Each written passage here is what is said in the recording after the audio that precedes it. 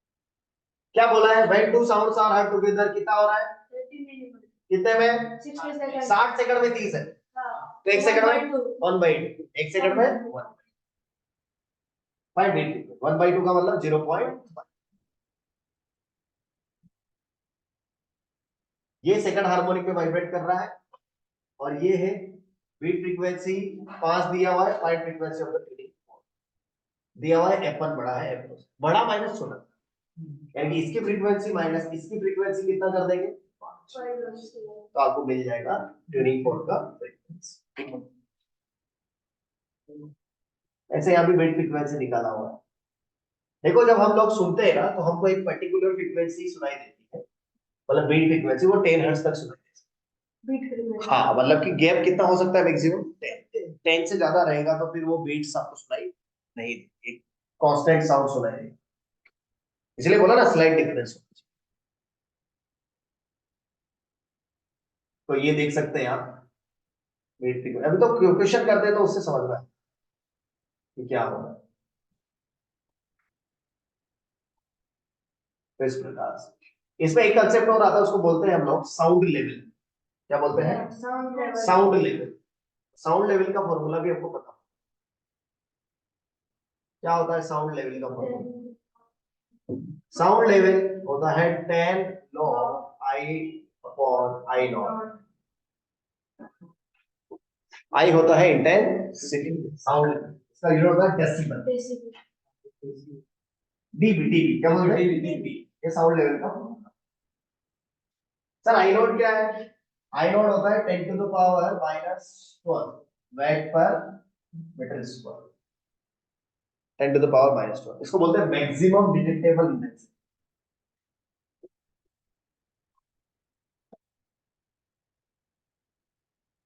यानी कि human ears इतनी इंटेंसिटी को सुन सकता है इससे ज्यादा नहीं गड़बड़ हो जाएगा नहीं और अगर आपको एक दो पॉइंट के बीच का साउंड लेवल निकालना है जैसे सोर्स है ये सोर्स है मान लो ये पॉइंट P1 ये पॉइंट P2 तो यहाँ पे इंटेंसिटी I1 सुनाई दे रही है यहाँ पे इंटेंसिटी I2 और मान लेते हैं ये डिस्टेंस R1 है ये डिस्टेंस क्या है R2 तो अगर पॉइंट सोर्स होता है तो I इनवर्सली प्रोपोर्शनल होता है इसके R square I1 upon I2 हो जाएगा R2 अपॉन R1 का तो डेल्टा SL का एक और फार्मूला यहाँ से आ जाएगा 10 log I1 अपॉन I2 को क्या लिखोगे R2 अपॉन R1 तो ये 20 है अरे लोग पे पावर कहाँ होता है ऐसे साउंड लेवल का डिफरेंस लाइन सोर्स होता तो सिर्फ क्या आ जाता R2 बाय R तो ये इनवर्सली प्रोपोर्शनल लो R क्या है बेसिकली डिस्टेंस है जैसे कि मैं स्पीकर अब कोई बच्चा R1 दूरी पर है कोई बच्चा R2 दूरी पर है इसको भी इंटेंसिटी सुनाई दे रही है इसको भी सुनाई दे रही है तो दोनों के साउंड लेवल का डिफरेंस इस फॉर्मूला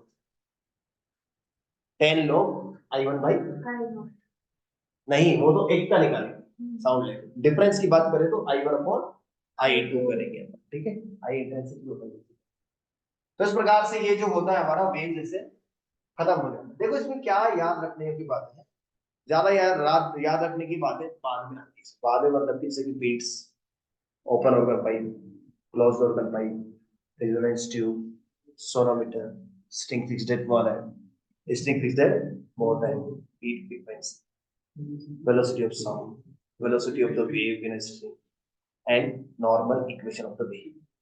यहीं से आपका क्वेश्चन बैठे 100 जो भी मैंने बोला ना लास्ट में वहीं से क्वेश्चन बैठ अब आप देखो कैसे होगा ठीक है so I would like to thank you all of you for your patience because 2 घंटे लग गए हमको लगभग से कवर करने में बट ये क्या है चैप्टर थोड़ा सा इंटरेस्टिंग है बहुत सारी चीजें इसके अंदर रहती है ठीक है Thank you.